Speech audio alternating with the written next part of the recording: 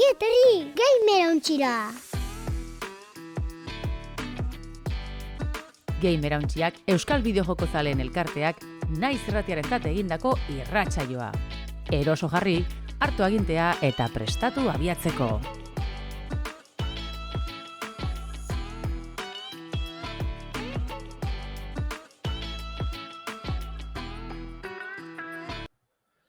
Ongi etorri, eta jakin, Gamerauntxian 6. denboraldiko 7. atalean zarela. Danera, 143 atalera iritsi da, eta, bueno, dakizuen bezala, hau lehenik Twitchen botatzen dugu, zuzenean, bideoa eta audioarekin, astelenetan, atzaldeko 5:00. Eta hemen dugu gurekin, inor baino lehen Tasio Zudupe, gure gameplayerra, eta, bueno, hemen diba, alako bizkori bilidanez, agur bat emoten dutzat. Baina, badakizuen bezala, beste batzuk entzungo gaituzue, FM-ean, naiz irratian, astearte gauian, gauerditik aurrera. Eta, gero, askok, ohiko plataformetan, podcast bezala, bideo bezala, ikusteko aukera izango duzu, ebooks, Pertuf, YouTube, Spotify eta bestelakotan. Zer da Gamerauntxia?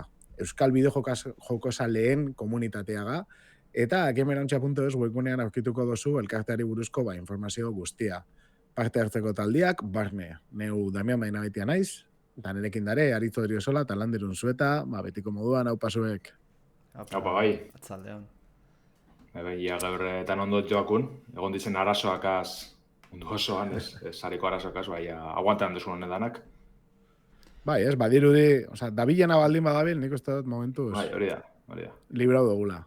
Problemi izango zen, grabatzera joan eta orduan kale egitea. Bai. Eta gaurko saioa pixkat berezia izan leike hori genden komentatzen, ez? Albisteetan, askotan, denbora piloa joate jako, ematen dagoz laburtxoa joango dela, eta gara analizi pare bat egiteko aukera dagoan, eta bestela, urrengo batean, baina ikusiko dugu nola doian saioa. Hoi da, kareta eta albistekin azten gara. Aurrera. Albistea! Atal honetan, bideojokoen gaurkotasuna birpasatuko dugu.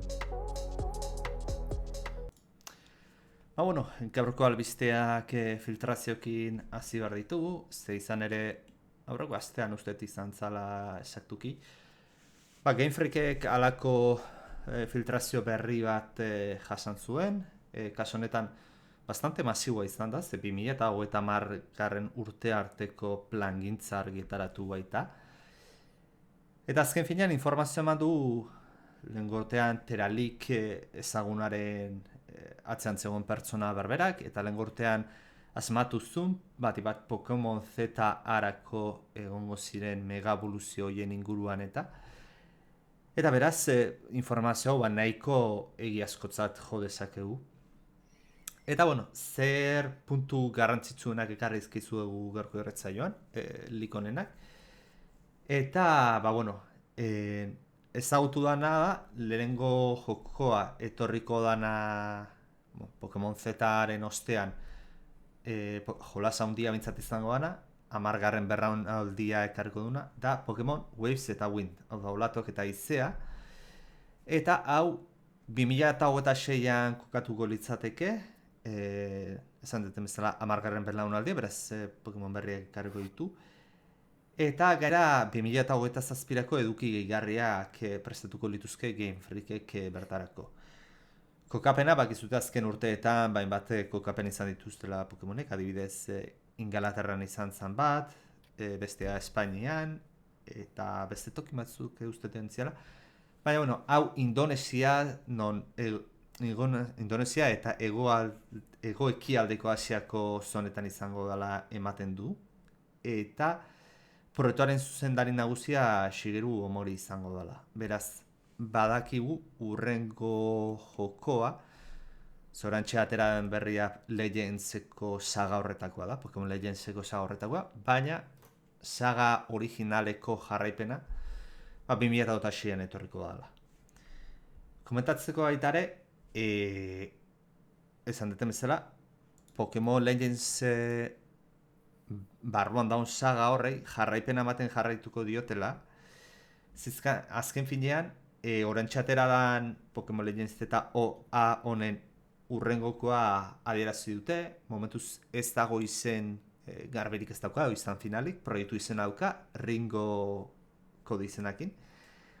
Eta dakiguna da, Galar eskualdean girotuko litzatekela, baina joko nagusia baino 1000 urte lehenago. Bueno, izenak oso txarran ez da. Galar da, Espainiakoa, ez? Lander? Sword eta Sildena izango zen, Ingalaterrakoa, okerrezpena behien, ez da? Bale. Bezan daiteke. Okerrezpena behien, bintzat. Eta, bueno, hau 2027an kaleratzea aurre ikusten da, gero ikusi beharko da zer gertatzen den, baina, bueno, hortaz ematen du kasi nahi dutela urte baten joko bat, saga principalekoa urrengo urtean Legends kategoriako jolasa izatea. Eta baita ere, urrengoa izan horitzatekena saga originalekoa, 11. belaunaldia, horren informaziore iritsi zaigu. Ze dokumentu horietan, filtratu horien dokumentu horietan, aipatzen da 2030erako presteukin nahi dutela. Alare, ikusi ditugu jolas, bi hauen alternantziako 3 jolas, baina nik uste informaziorik interesgarrina datorrena, eta nik uste jendeari atentzio gehiena eman diona da, Sid izeneko, hau da, Asia, izeneko proiektu bati dagona lotuta. Eta bertan, lehenengo Pokemonetako regioak, gogoratu zen badituzue, Kanto, Johto, Joen eta Sinnoh, eskualdeak guztiak mapa batetan juntatuko litzatezke, abentura erraldoi bat eginez, aipatzen da agian ze izan daitekela, mundu irekikoa izan daitekela, baina hori ez dago konfirmatuta. Irudi batzuk ere, Lander gezkizbana irudi batzuk ikusi dira ze izan zitekeen, eta bastante grafikoki, bastante salto handia dagoela esango nuke gaur egun aurkitzen ditugun Pokemonetatik. Bueno, justu Lander erori zaigu momentu honetan, baina bueno, salto handia dago. Eta gero, dokumentu horretan aipatzen da Sid honeatik berezitasuna izango litzatekeena online funtzionalitateak garrantzi oso handia izango lukela, ze aipatzen da hainbat pertsonak elkarrekin joka dezaketela. Beraz, bakit hortik imitaziozko edo fanek egindako halako Pokemon jolasa daudena, MMO eta holakoak, non MMO RPG bat planteatzen duten, nahiko exitua izan dutenak.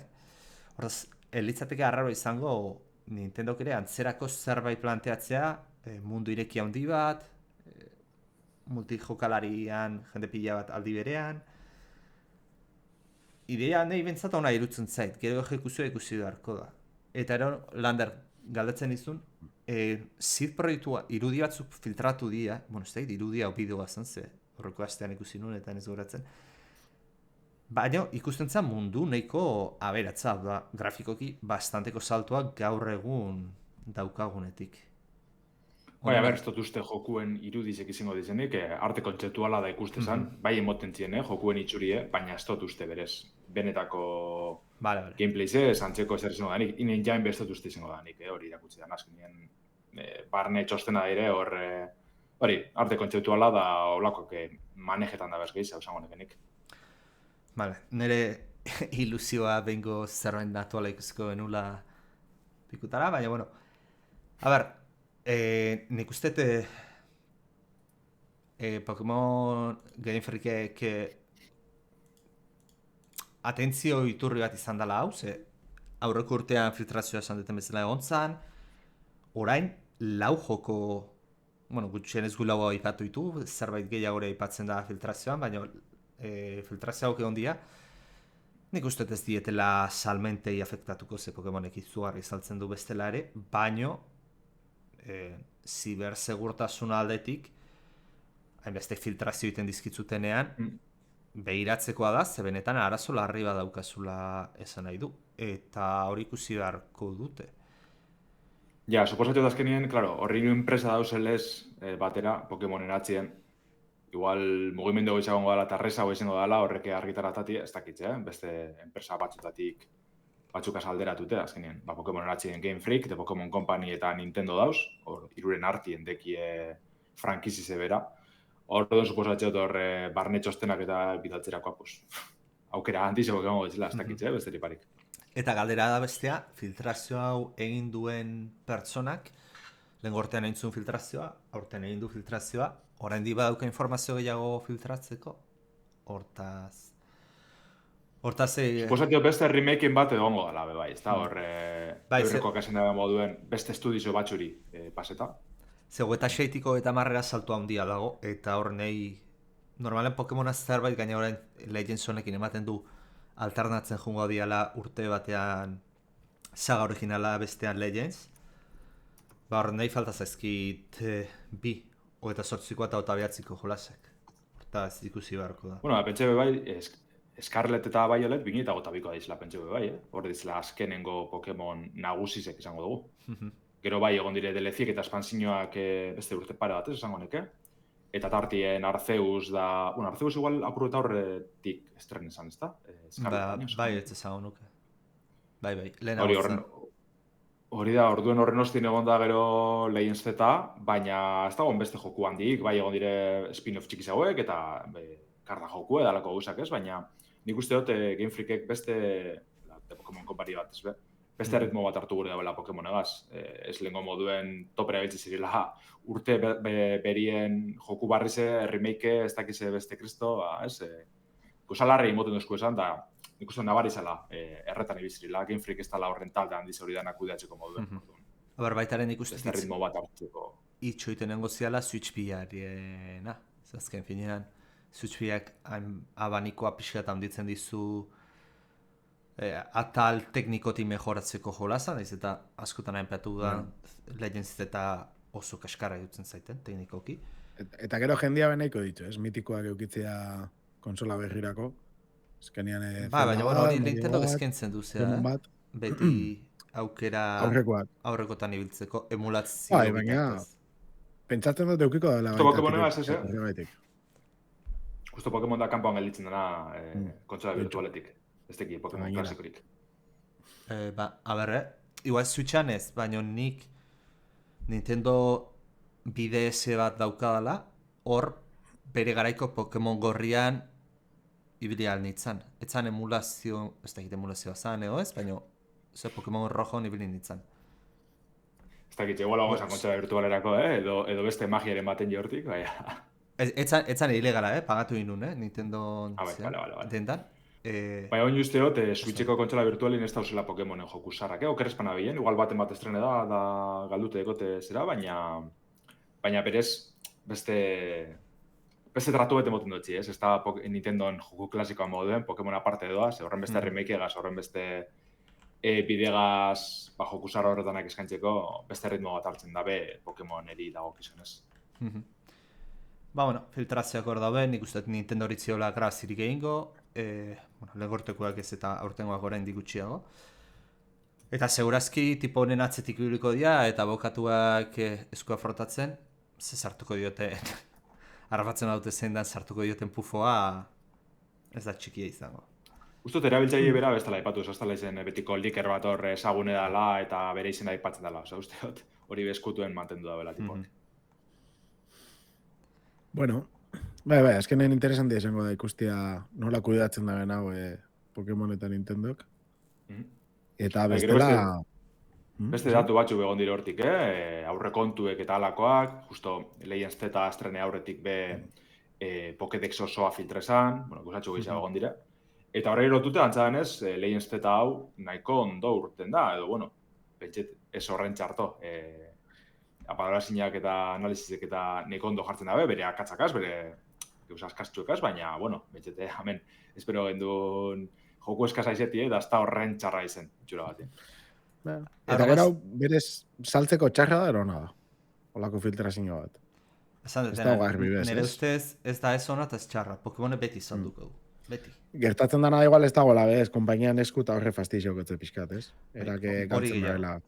Azirako impactu hori galtzen dutela, baina, Hor, landar esan zuna, Pokemon Legends egia da nota honak jasoitula, aurrekoan, uste da open kritikera sartu nitzala, ze ikusi nun Twitchen da jende bat bazabilela, eta beratu nitzan, sartu nitzan, prentzak ze... Joku bera filtrezala uste tarintxoa, bai.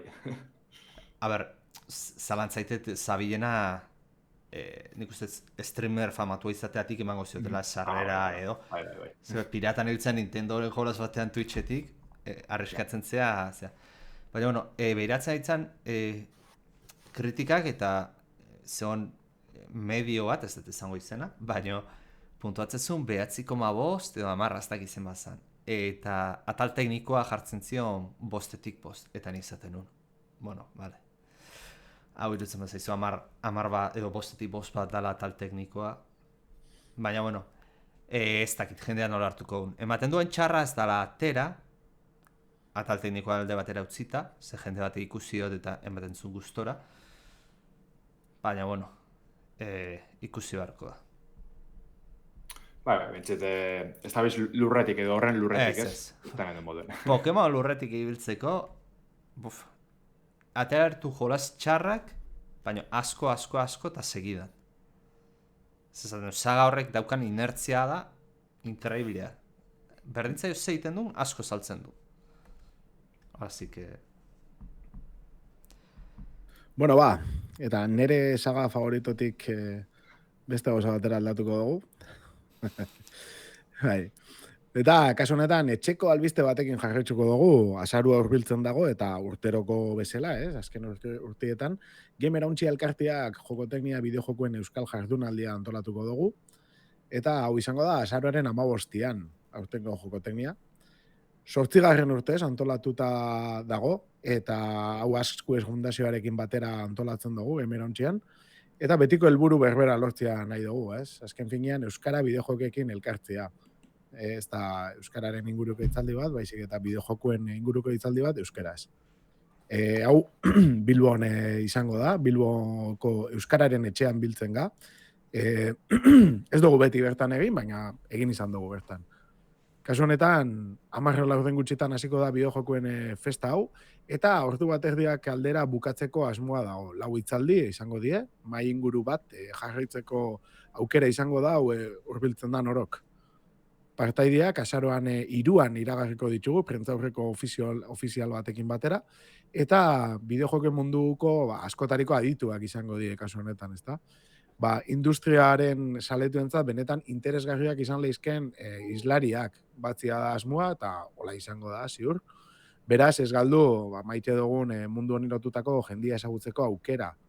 Eta berriz esaten dut, sarrera irekia da, eta ez badaukazu hurbiltzerik, badaukazu aukera sarian jarraitzeko.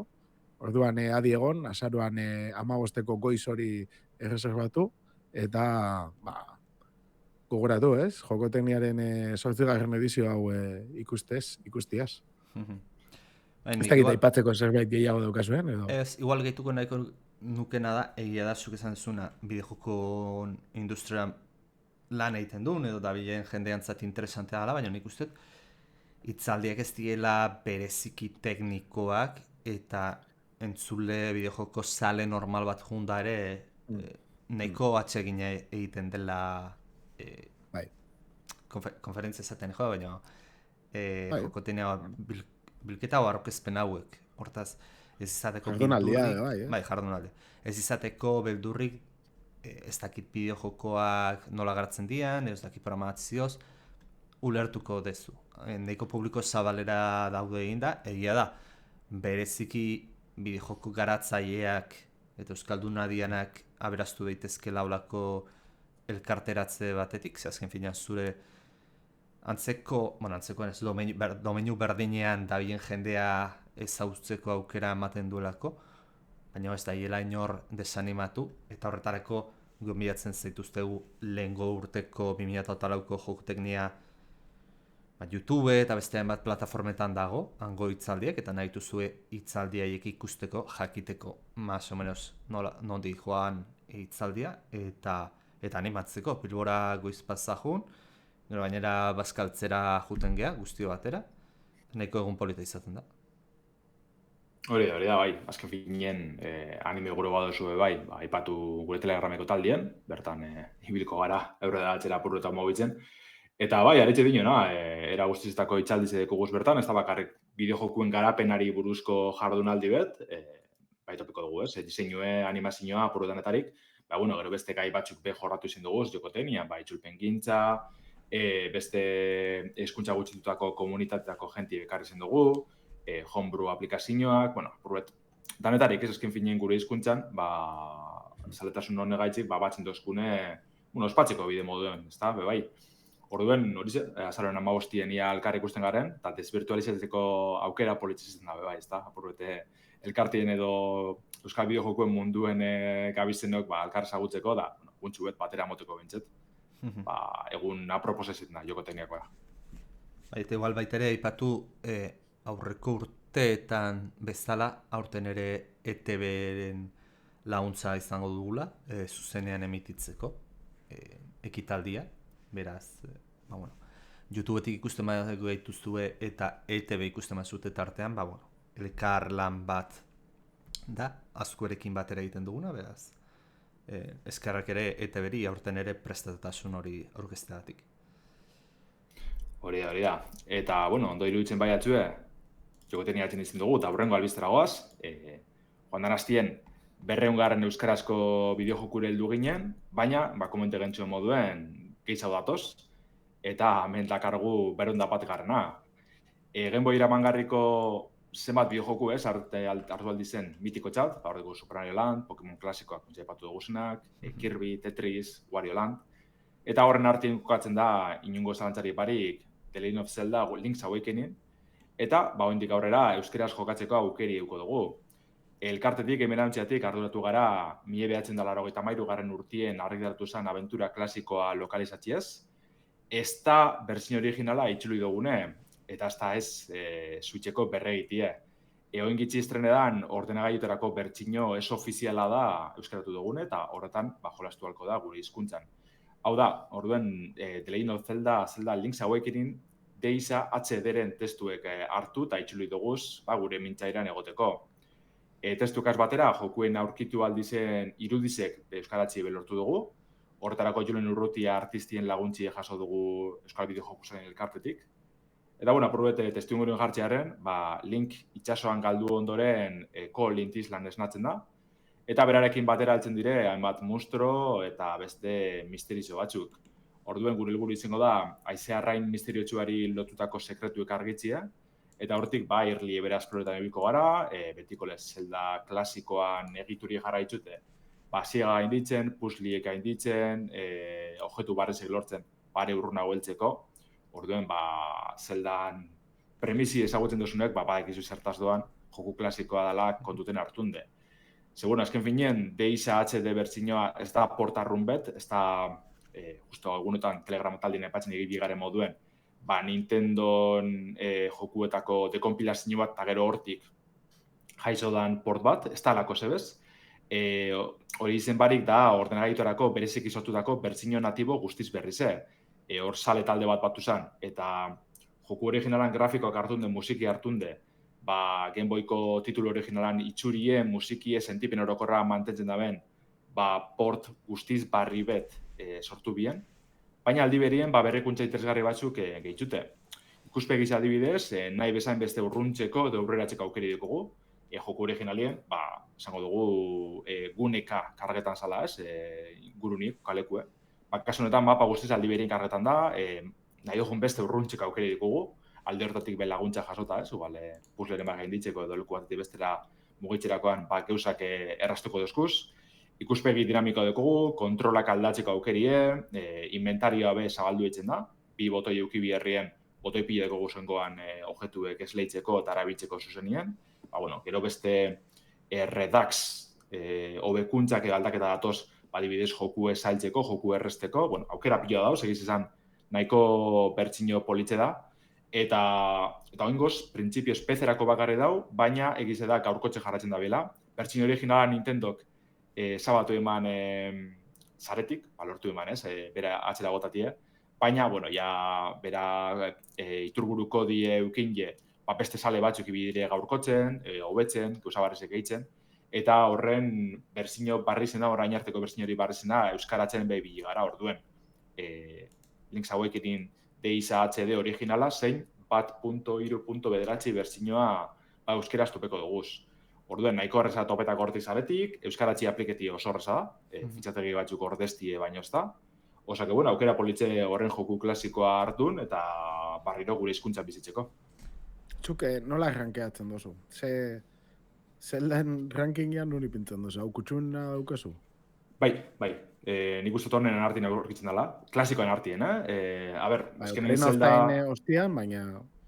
Bai, a ber, nik Zelda hiru joku mota desberdinetan banatzez, gero gehiago dauz, spin-offak da holan, baina deko guz klasikoak izango zirenak ikuspegi zenital horregaz, lehenengo Zelda, Link's Awakening Now, A Link to the Past, gero 3D Zeldak egongo ziren, naiz eta premisi berbera izen beste kutsu badekie, beste sentipen badekie, eta gero azken dikoguz, gaur egungo barrizek, Breath of the Wild edo Tears of the Kingdom. Nik izan nuken Link's Awakening Zelda klasikoan artien, onenetarikoan artien aurkitzen dela. Egize da, laburtxo hau edala, Gameboyrako zan, simpletxo hau da, baina oso ondo da orokorrien, eta oso ondo sartu da bai. Orduen, ez da baitxakirik, gaur egun jolasteko itxel dago. Lander, bueno, kontekstua aprobetxatuta PC-rako bertsio batera dutela, gainera, zan duzun bezala ez, HD dago, gainera, berrikuntza sartu izkiote joko originalak ez daukalna. Hau itzultzearak ez dute itzulpen artxiboak erreztasuna daukatelako, edo ze Gameboykoa, bakit bere garaian, ez da Gameboykoa zan edo beste bat zan, Zelda itzultzeko tekstuan pila eta arazo pila bat ematen zitula. Bat erreztasun horregatik egin dezute? Ez txarrerako esaten, Joku hona dalako, taldi berien erreztasun horregatik, azken finien PC-ko berzinio ezen da, fitxategiztan sartzi errez ezen da, hori den aldatzia. ROM fitxategi bategaz ez da holan izaten, beste magia, beste geuza komplikatu eken biherri dira, eta askotan buruko mina asko katzen da, orduen bai zalantzari parik, ikusin gebanien posibili izala hau errez batin itzultzia, azken lan hartzitzu, tempora asko atestu asko deko, baina ez ibili bierzetie borrokan, geuzetan ondo ikusteko, ez egoteko akatzik, testurakaz, beragaz kodexi desimala aldatzen, bueno, hori ja ganetik entzie, kriston lasetiasune da.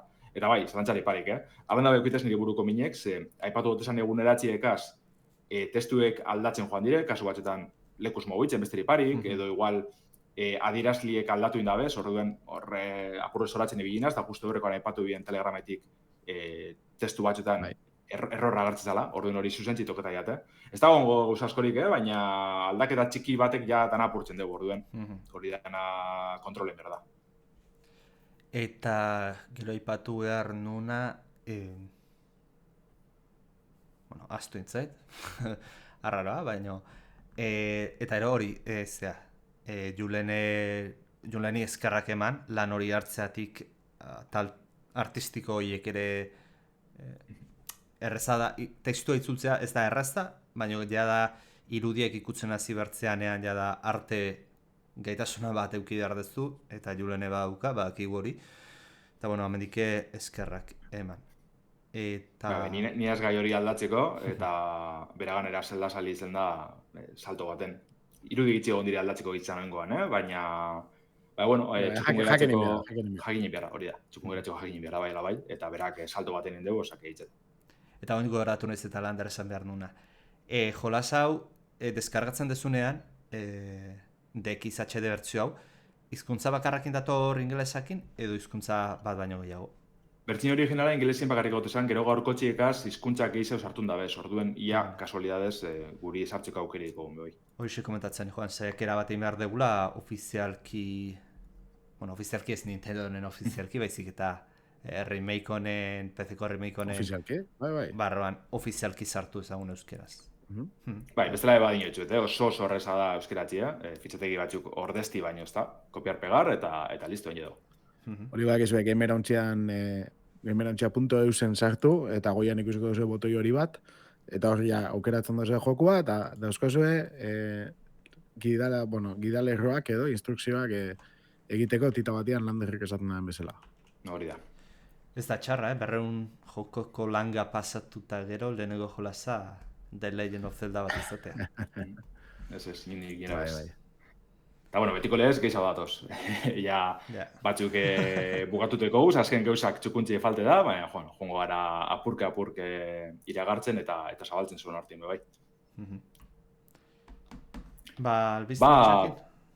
hori da, bai, albiste posgarri batetik nahiko triste batera paseko gara. Ze pasan aztien jakin gendun Tomonobu Itagaki, Team Ninja Studiosen sortzaile zendu zala.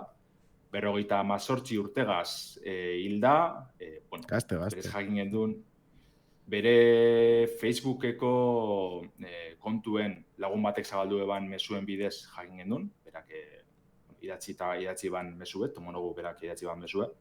Eta bueno, espazun zagutzen, Team Ninja sortute hainbat bideojoku mitikon arduradun nagusi zen da Koei Tecmo enpresien barruen. Batez be Ninja Gaidenen reboot edo berrabideratzie, ondela urte batzuk ikusi gendune, eta kasualitatez, aste honetan estrenetan da Ninja Gaiden 4, beraz dagoen horren garapenien, baina joku horren jarraipena izango da. Eta bestalde, Death or Alive, borroka joku polemikoan sortzaile izan da bera bai, oso arrakastatxuek, batez be gorputzen gaitzik eta emakumeen gorputzen gaitzik polemika hori ekarri izen dugu beti, gero beste spin-off batzuk egon dire bai.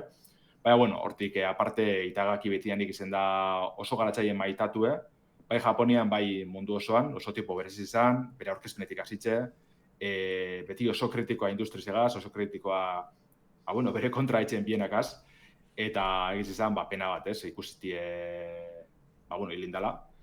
Batez be, kontuten hartun da azken urtiotan bere ibilbidie aztala izin horren arrakastatxue, Koei Tecmo itxie ban, gero Valhalla Game Studios sortu ban, ostien bere Itagaki Games Studioa sortu eban, eta espan eukin arrakastan dirik bere azkenengo jokuekaz. Orduen, justo mesuna aipatzen ban, nahiko tonu goibelagaz amaitzen ban, joku berri bet salieri izkaini barik geratu dala aipatzen eban, eta zentzu horretan asko sentitzen da bela. Orduen, nota puntu triste horregaz gelitzen gara, eta Itagakiri agur esan behar dutzagu, zoritxarrez. Arpena da, bideojokoan industrian, azken finean jolas hauek beraiekin hasi gea, eta jolas horien sortzaileak hiltzen dianean, pena bada beti, azken finean esaten bezala beraiekin hasi gea, esan dezun bezala beti izango dira batzut polemika gehiago daukatenak, kasu honetan Dead or Alive eta daukan hipersexualizazio parte horreina. Baina, bueno, kena esan zu tipa honeko berezia zan, etzan kritikoa zana eta bar, pena bada, ematen du gaixotasun batekin hilko zela, hain bestela, Damienek esan du bezala, hain gaiz goizo hiltzeko.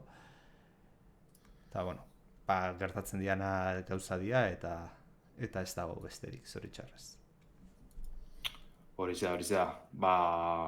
Itagaki atzen izten dugu, zoritxarrez, eta beste laburtxu batzuk azgoaz. Kasunetan, borroka joku barri bategaz, Avatar Legends The Fighting Game aurkeztu dabe. Oinartien, ez ezagun esan estudizo batek, Gameplay Group garatzaileen jokua izango da. Eta, bueno, berez da, Avatar azken aire maizuen unibertsuan girotzen dan borroka joku barri ze. Ang eta Korra, bizen unibertsuetako borrokalarize batuko da bez. Olako bidimentzinoko atal grafiko, nire guztia date, baina aldi berien nahiko simpletxu bategaz. Baina dinoenez, borroka jokuen mekanikak eta nahiko sakonak bildu gure dabez joku honetan, sareko joku netcode batez be, onaizeti gure dabe, hainbat borrokalari gongo dire, gero DLC bidez be gehiago gehitzuko dire. Eta berez, 2026 garren urtien estrenetako asmoa dekie, orduen. Jagin izlan Avatarrek barriro berpizkunde bat bizi daben, Netflixeko telesailegaz, gero beste animazinezko telesail barri bet behiragarri dabe, filmeren bat dauela esango neken martxan. Osak, suposatzen doteltzen danerako jentie ondo bertut egongo gala alako bideojoku bat gaitzik. Bai, visualki zuk esan dozuna, bada, ez dakit, apale gisa edo, baina, karo, seria be olakoa esan. Ja. Aulgune alde mazokan hori izan ere ustez be, eta oso fidela moten da, ez, zentzu hortan. Eta gero mekanikak ondo mantentzen moitxu eta jolasgarria baldin bada, salientzako ezin hobeto. Hori da, aipatziarren nortzuk egongo dizen, Ang eta Korra aipatu duguz, trailerrien bertan, Katara, Zuko, Sokatov, Azula, Avatarreko betiko izen mitiko agartzen dire. Nagusixak, ez? Bai. Hori ze da, Korran sagakoak itxi da bezkanpoan momentuz, bigarren mailako pertsonaizek edo bilauek. Aipatu da nahitzik guztira 12 pertsonaia egongo dire, baina gero hori, DLC-ekaz borrokalarik gehiago gaineratzen joango dire baitze. Ja, zenik korrana eneban ikusi, ez dut ikusi. Eta ez dut uste kontemporanea dienik, ez da? Ez teki... Berdin izango dut zala, baina uste dut ez diela. Ez. Osea, kontemporaneo zu historizo barruen edo aparte. Osea, historian barruan, batera bizi dien Batzuk bai. pertsonak ez Batzuk diela, bai. ez? Vale. Berez da... Ez esan gehiago. bai. Osa, batzuk agertzen dira, bai. Vale. Ja, korrak urtetxu deko, ikustu dut spoilerran langa hori, ja, gaintzi. Ja. Ba, ez tokat astirik, baina bai. Ja. Igual, txikixak. Berezi dugu, badekoz... Hori da, igual, umikaz ikusteko bat. Hori ba. Korran aldutxu hau da egiz izan, telesaia. Beste gai gogortxo batzuk jorratzen duz. Baina lan dabe nizko guztiak, bere... Algunetxu nabarmen hau edeko, zangenagaz konpareta, baina oso ondo hau. Bai. Ba, bueno. Eta horrengo albiztiari, txau zuritxako bizten txutze. Bai. Pero tute da bintzete interesetan zauzela. Bai, nahiko sorpresa izan da, ze azken egunotan alako esposizio bat egon da, edo konferentzia, edo juntaketa bat egon da sim racingeko jendearena. Eta, bueno, jada espero zan, Assetto Corsa Evoren berrikuntzak edo aipatuko zituztela, baina, derrepente, kuno simulazioni, Assetto Corsanen atzean dagoen estudioak, arkeztu du Assetto Corsa Rally izeneko jolasa. Esan dute ez diala beraiek garatzaile printzipalak, naiz eta Assetto Corsaren zerabiltzen dute, fizika motor grafikoa ez dakit, ze Unreal Engine bostean uste dagoela egin da. Eta esan nuke ez, Assetto Corsa bere aukala eta hau Unreal Engine bostean egin dutela. Eta, bueno, nik esan nuke urte aspaldikoan lehenengo simulatzailea dela rallyetakoa. Zazken finean hartzen baitugu Conlemarra edo Dertak edo bestaletik VRC egoten zena, gero azken finean Codemasterrez zaukana, baina eak itxi egin duna. Horiek etzian guzti simulazioa, gehiago zian Forza Motorsport bat edo Gran Turismo bat izan daitekeena autolasterketetarako ez diana simulatzaile puruak, baina hau simulatzaile purua dator.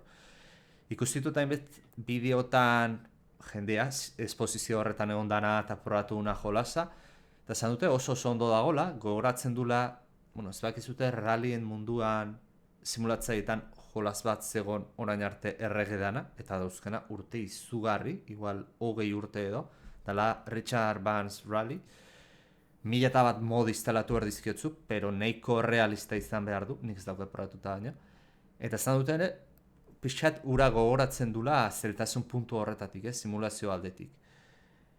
Early Accessen datorren hilean aterako da, azaroan, beraz ikusi beharko da. Eta pixat jendean kexak hortik etorri dira, ez?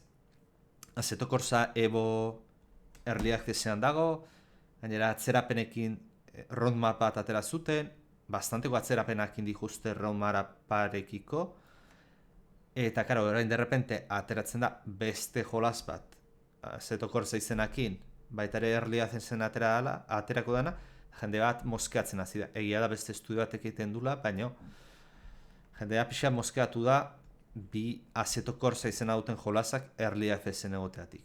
Baina, bueno, ikusi beharko da. Egia da Eborako ere albiste berriak eta eduki berria aurkeztu dutela, baina, bueno, Assetto Corsako funtzionatzen du, zoritxarrez, beti Early Accessekin, eta horrengo hilean ikusiko dugu, ea jolasak potentziala dukan, edo ez. Bueno, mitxe beste, hori gutxu beste arroioa, dekorral izenagaz, eta zu dinosune, beste estudizo baterien mondotzi, orduen, nik ez dut horren besteko arazorik ikusten. Ebo karasoa dekoz, eta baina hori Ebon kontu da, hori eurek ondo kudatu behar dabe, eta joku ego nahi zeteko lanan behar dabe. Hau guztiz aparte badoa, bueno, ulertxot, ezin egon hori, gare salin aldetik. Baina beste bidea atetik duaz, osea, que, bueno, ondo, abertzen urtean dan, zutin esune realizen munduek ez dauekin bideo joku honik aspaldiko partez, osea, que, a ber. Bai. Eta laburkaz bukatzeko, iaz, estrenesan joku baten PlayStation posteko eta Xbox Serieseko portak iragarri da bez. 1000 Cross Resist, hau da, 1000 izar resist sarituen, indie bideo joku sarituen bertxinak ikusko dugu, PlayStation posten eta Xbox Seriesetan, azaroren 4 honetan. IG Spezien da Switch kontsolan estrenatu zen Sunset Visitor indie taldien abentura narratiboa, kriston balorazioak, izugarrizko balorazioak eta denetariko sarizek bildute. Apurbet, ikusezin igaro zen, ez, The Game Awards eta alako saribanak eta handizitatik. Batez bere proposamana gaitxik, zeda abentura narratibo bat, ez dugu gameplay aldetik, jokarazun aldetik, ez dugu ikusko alako joku ikusgarri ez sakon bat, gizabilko gara berbetan, point and click estiloko, ez, pasartiek igarotzen. Baina, bere historize gaitxik eta bere proposamana gaitxik, jente asko maite mindu deu, izugarrizko nota horrek lortu deuz, eta posteko ametxet, beste kortzola batxutara helduko dala jakitzie. Etorkizuneko mundu baten kokatuko gaitxu, urtiz ezagune da, baina gizadize lurrazpizen eskutatu behar izan da, astralurtar batzuen inbazioari aurre itzeko. Astralurtar honek ez da berasotzen, baina bardintxo, gizakizek desagerrarazi ditzen dabe euren gaixotasun bateri esker, eurekarri daben gaixotasun bati esker. Guizengo gara, gaixotasun horren aurrein immunie dize, dan pertsonatako bat, hogeto esan da, pertsona horren klonatako bat, 1000 hori, 1000 hori klonan armadati dator, eta, bertan dauen misterizo horrek edo argitzu bierko dugu, nun bizigaren zerraitzen dugun, hori zedana argitzi tokiko jaku joku honetan. Nik berez hasi neban, eta asko guztetan hasi jaten, gero beti pasatzen beste jokuren bat urtezan, eta azkenien salto neban, baina Steam mendikotor pendiente jokatzeko, eta nahiko erakarri dozten, bere premisa honek, osak ia heltzen dutzetan egunen baden. Beti da pozgarria esaten duen bezala. Jolas bat, kontsola baten edo gutxi batzutan da ona besteetara irekitzea, eta jokalari gehiago disfrutatu alizatea. Eta gero, neik ez nuen ezautzen, Lander, baina trailerretik ikusita neiko joko berezia ematen du, neiko originala. Eta asko jokatzen duna irutu zait artistikoki, da eszenarioak neiko simpleak edo minimalistak egitea, eta batipat pertsonaiak, non-pertsonaiak interaktuatzen nahi dien parte hori detaiatuago eta asko koloretsuago egitean. Hortaz, neko estilo artistiko berezia da. Eta esan nuke joko mota bat asko ez duguna ikusten, ez? Gehiago hainbeste mekanikaz daukana eta gehiago historia jarraitzean, gaina point and click aipatu duzu. Point and clickak bai ez diela gaur egun berezikioikoak.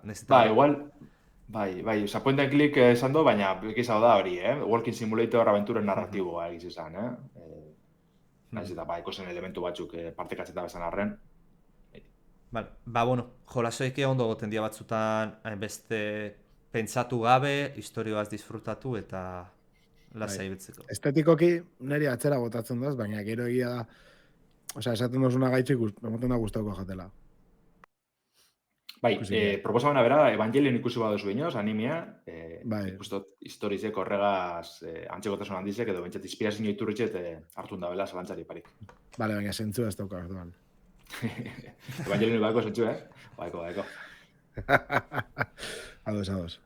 Zu badinozu, zineztu bat. Venga. Analiziak uste Landarrei tokatzen zaila gaur, eta nahiko interesantea etorki. Así que analizia zertzen du. Analizia! Gaur aukeratutako bideojokoaren tartea. Joan dan hastin aipatu gendu moduen, Steamek bere Next Fest jaialdi zen edizio barrez antolatu deu. 45 minutxo geratzen dizu usteot bukatu horretik, baina, alandabe betiko moduen demo desberdine probatzen ibili gara. Seguruenik demo horretariko asko jarraitxungo da bestimen, ez da bezkenduko Next Festa bukatu hostien, igual bilatzeko saiabok izango dira, baina zorionez, aipatuko dugu zen joku interesgarriztako batzuk, jolasteko aukeriuko duzue, seguruenik. Geur hiru karritaz, egize da, hainbaten ibili nazela, baina eate pase horreko Next Festa moduen joku zoro pilo atope dutzela, Gizenak, normaltxo bekizen dire, esango dugu, zentzu baten, ez txarrak horregaitxik, baina ez toztie horren beste... Ez dut horren besteko gogoak hartu beste urte batzutan pasiaten moduen. Aranda be hori, gauza intezgarritxue dauz. Lehenengo goaz, ja esagutzen ebana, baina ez duena jakin jaztrenetan dela. Forest Strike detzen da, eta Skeleton Crew Studiosoan bideojoku da. atxien, argitaletxe Devolver Digital da, osak ja badakigu hor maila bat dauela, maila hon bat dauela. Eta azaroren 17 honetan estreneko da PC-en eta Switch-ien. Zer topeko dugu Four Strike-en? Berez da Kung Fu arte martzialen, batez bela 80ko hamarkadako filmitan eta oinarritzen dan bideojoku bet. Yu deitzen da protagonistiek aurre ikuspena erabilko dugu, Foresight, duelu bakoitza azterakoan, borroki bera bizi aurretik, zer paseleiken ikusteko, horren inguruan hausnartzeko eta enbierreko mugimenduek aztertzeko. Orduen, gu joango gara aurrera haitzen, kokaleku desberdinetan, duelu desberdinetatik aurrera haitzen, eta Foresight honegaz, aurre ikuspen honegaz, borrokak nahi bezain beste bizialko duguz, perfekziora heldu arte, ez? Kolperik edo bizirik galdu barik gainditu arte. Bidimentsioko jokagartasun bategaz biziko duguz borroka honek, orduen euki dugu salako etxain mota desberdinek, batzuk, ez? Etxai arruntek, edozein kolpe gazalatu aldizenak, beste batzun kasuen, kolpe normala barik igual ostikada indertxoak erabilurko guz, edo saiestiek erabilurko guz derrigorrez aurretik alako armaduri ekentzeko, edo alako, bestelako zaugarri desberdinek erabilializeteko, gainditzu aurretik. Baina gozi da hori biziko duguz borrokak pein eta barriro, perfekzio horretara aldu arte, eta bizirik galdu barik ibili arte. Zeraitzik, berez Four Strike roguelike joku da, zelan ez, indizen artien argita garbi presentzi handize hartu daben, lortu daben genero bat, eta orduen, partida bakoitza galtzeko eta zikeratik azteko aukeri dago. Orduen, joango gara ibilbide bakoitza hartzen, duelu desberdinek bizitzen, duelu horretan abilesizek lortzen, kolpe indartxo hauek, edo saieste bat etzen dugu nien, adibidez, bizize bereskolatzeko aukeriko dugu, horre mekanika eta abilesi mordoa dauz egizizan. Eta horregaz, alik eta urrunen helduko gara, gure resumie, inbaditu daben gaizkilleri aurre egiteko azken finien, ez? Galtzen dugu nien, urrie edo abilesi batzuk eta mantenduko dugu, zorun ADS-en moduen, hobekuntza batzuk iraunkorrak izango dira, eta horregaz jokatzen dugu jokuek, ez?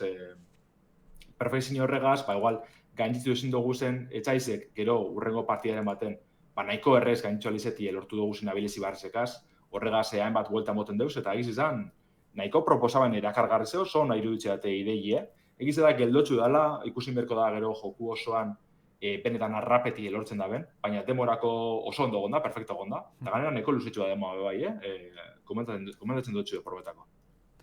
Lander, aurre ikuspena esan duzu borroka bakutzik aurre ikuspen bat indeztakezula, horre, mekanika horren nola funtzionatzen du, nola materializatzen da? Zazken finean, aurre ikuspena zuk dependituko du borrokak nola evoluzionatzen du zuk egiten dezunaren arabera, hortaz aurre ikuspena nola funtzionatzen du? Aurre ikuspena da besterik barik, zuk emotitzu botoi bateri eta bizi dozu borrokie bere horretan, baina galtzen badozu barriro errepikatzeko aukeri dukuzu. Duzi da, benetako borroka hori bizi dozu momentuen, ja arrezkatzen zara ez, aldozu galdu eta partida zikeratik hasi behar duzu orduen. Ondoik ezi behar duzu, ze ezai dauzen ondozen kokatute, apuret puzzle edo dantza moduen bilakatzen da, horregaz. Eta ja behin dakizunien, nimo bitza kolpe bat, oneri eskerrekoari, gero ez dakizen saiestuen behar dut. Gero honen bilenoa, ze bestela ez dakizer bota gozte. Orduen apuret horregaz jokatzen dugu ez, ikestie iazindan biderik eraginkorrena. Eta hortik aurrera, ja zurezku dago, aldezu hanki sartu, edo aldezu dela perfektoin. Vale, ulertuta. Eta mekanikoki ondo sentitzen da jolasa? Ondo erantzuten dula pertsonaiak zure emandako aginduei? Ze borroka holakotan importante izaten da horita. Bai, azken finen nahiko simplia zentsu horretan, ez? Pentsa dela sifu bat edo Souls-like bat, ez alako, ez simple txoa beda, edo borroka joku bet zango dugu adibidez. Apuru simple txoa bada, orduen, bai, adibidez, saiestiek aktibatzerakoan, denbora luzi dikozu, ez aragon bihar justo momentuen, ez? Parri hori edo saieste hori eitzen, nahiko eskuzabala zentsu horretan, beste goza batzuetan sakontzen dalako, ez? Lortzen duzuna abilesi horretan, sakontzen dalako gehitxu hau zango dugu. Oso Bale, Foresight, Four Strike, atxien izten dugu, eta urrengo bideojoku gazgoaz, kasuretan barriro roguelike bat ala, arrakasta nahiko lortu da bena Steam Next Fest honetan. Tears of Metal deitzen da, eta kasu honetan, Txina edo Kung Fu mundue atxin itxitxe, Eskoziako zelaietara eta larrietara erungo dozku. Kasu honetan, William Wallace soldadu eta bere armadie kontroleko duguz, musou borroketan eta roguelike partidetan. Naste zoro horren atxien aurkitzen da Tears of Metal. Orduen, zer da ikusko dugun egitxe gara da, Paper Culten estudizoan bideojoku honetan, gudari euskozerrak ikusko duguz, baina aldi berien Hades eta Dynasty Warriors jokuen arteko fusio baten aurrien gauzela esan leike. Eskozian dragoi meteoritoa izeneko objektu bete jausten da, eta irla bereganatu daben armada bategaz heltzen da. Orduen, zintzimo da gure helburue William Wallace-egaz? Eskozia bera birkonkistatzie, eskualde desberdinetatik ibilko gara alako borroka motxak bizitzen, eta borroka bakoitzak gainditzerakoan, klan desberdinen hobekuntzak edo almenak lortuko dugu, horti dator, roguelike, mekanika edo kutsu horrek horti datoz, ez? Orduen, musou bat izen da, ibilko gara gure protagonistiegaz eta aldi berien gure armadiegaz, batozenaka soldadu egongo dire gure agintera, baina kontrara txaitzen armadie, armadan eundaka pertsona egongo dire, osea, kolpeka hilko gara topera sekulako sarrazi sekeitzen, nahiko doltzu da gana bideojoku, dolpila ikusko dugu, eta borrokak nahiko gogorra dire zentzu horretan, baina aldi berien simpletxu bai, ez? Eraso bizkorra, eraso gogorra, saiestie, defentsak blokieti eukiko dugu, alako guzak. Eta horretaz gain, ipatu dutena, borroka gainditzerakoan hobekuntzak lortuko dugu, Hadesen moduen 3 hobekuntzan artien aukeratuko dugu bedeikapen bakoitza gaitzik, klanan bedeikapen bakoitza gaitzik. Eta, baizileik adibidez, eraso gogorrari olako susko estela bat gehitxie, edo estanda bat gehitxie. Sakabanatzi olako orbe moduko batzuk, eta horrek etxaizek ikutzerakoan, estandatzen dabe, edo minitze dutxie, balako guzek, ez, joango gara gehitzen. Eta apurka-apurke, gure indarrak injartze joango gara. Nahiko estetika bereziko jokuek, irudimentzioetan da, baina olako cel shading moduko atera biltzen dugu, diseinuek eta arti bera asko guztiatez egiz izan, nahiko txukun dauz zentzu horretan. Eta ganera, proposamen erakargarri honeri kooperatiboan ibiltzeko aukeri gehitxu biherriako.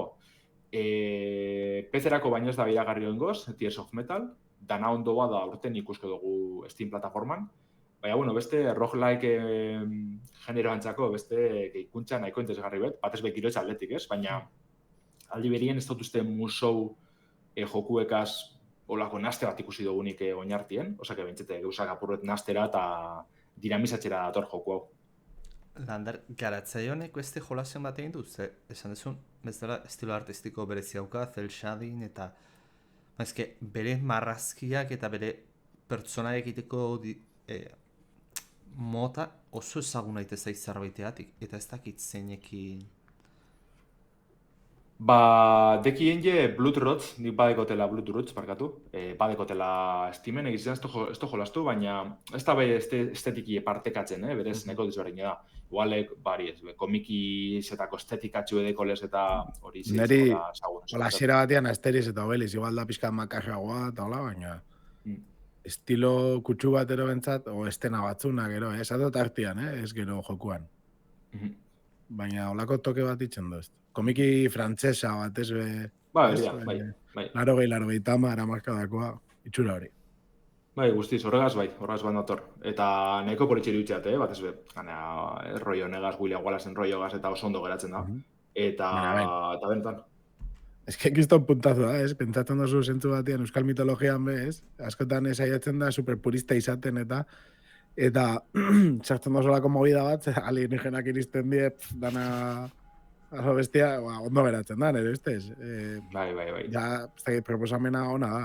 Gero hori, ez dakit niri musoak sekulena berakarri, eta nahi roguelike oso salia, baina, gero igual gustatzen gatzula, esaten dut. Askotan nolako movida be, engantxa bitzen da, be. Bai, hori da, niri bez, musouek iatzez horren beste guztetan, igual, bera proposamena bai erakartzen duzte, baina gero nahiko azkar kantzetan az. Baina kasu honetan, oso borroka laburre dizelez, eta beti zabizelez hobetzeko edo alik eta bizi gitxien galtzeko alegin horretan, bai arrapetan dozte beste batzuk, baino gehitxu hau, interesgartzea bai iruditzeate. Orduen, gero betikoa ez, joku oso aprobeberkoa kasu honetan demo bada, ordu bete edo bizartu duzatez, ondo paseot. Claro, ja joku osoan amapiko orduten, ja nekatute bukatzeot, ez? Baina proposamena berez, bai guztiate. Oso ondo. Oso ona. Eta azkenengoa... Eta hori da, aipatutako jolas bat. Hori da, bai, pasan aztien aipatu gendune ganera, Skate Storyin bebilinaz, komente gendun moduen, demo azterena dabe Devolver Digitalekoak eta Sunbank sortzaileek Steam Next Fest honetarako. Eta, bueno, proposamena ezagutzen ez tozunentzat, monopatinegaz infernue zeharkatzera eramaten gaitu Skate Storyk, kristalesko deabru baten rola jokatzen dugu. Eta gure helburu da, berez, aurkezten da bena gaitxik, iargiaraino iriztie eta hau irenztie, infernutik aski izeteko, ze iargizin argizek antzadanez diabrueri minetxe dutxie edo janetxe dutxie esango dugu, zentsu baten. Orduen hori apurtxie edo jatie da gure helburue, eta horretarako diabruen skate tauli duko dugu, ezta?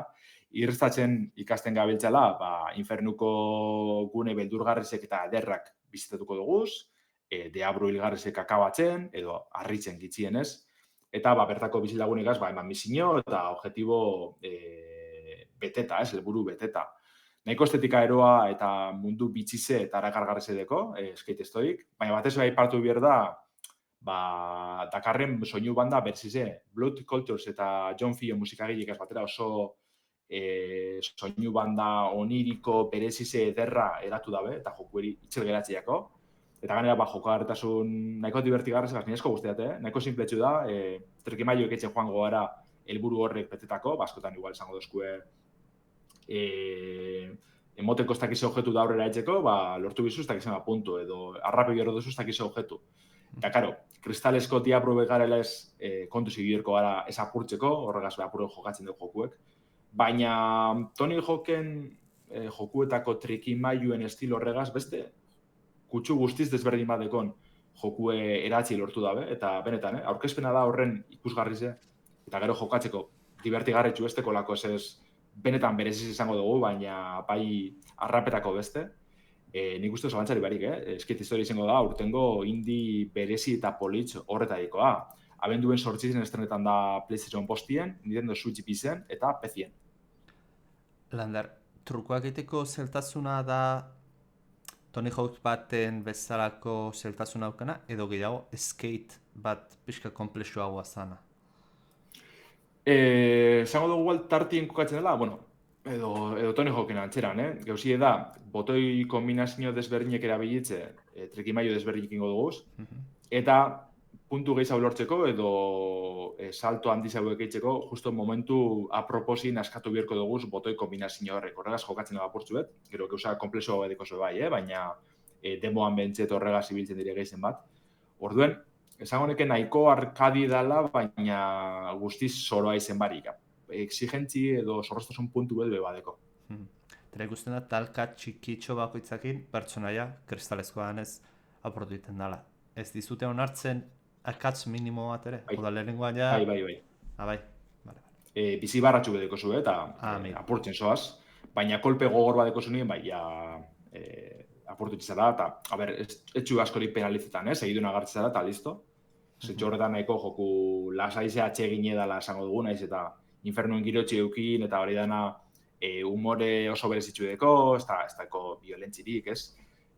Begizela ditzartzen joku da, zalantzari parik, zentzu horretan, eta zailtasun aldetik bestotuzte, zoratzeko izango danik.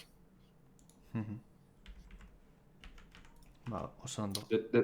Bai, desde luego, probetakoa, aipatu dut esan irurek, nahiko tizgarzi dire, baina landa betikoa, 100 demo gondire Next Festan, batzuk euskaldune ganera, hori aipatu genduzunez, Kofoin aipatu gendun, Darby's Here Forever dekogu, Terrifier The Arcade Game, horretan probetako kirikogu, eta gero beste hainbat egon dire, Kern probetako gogokaz gatunaz, dala eskalada joku nahiko interesgarri bet, gero plataforma, 3D plataforma joku hainbat ikusi dutez, hori gotez deskargeta aia probetako aukeri deko den.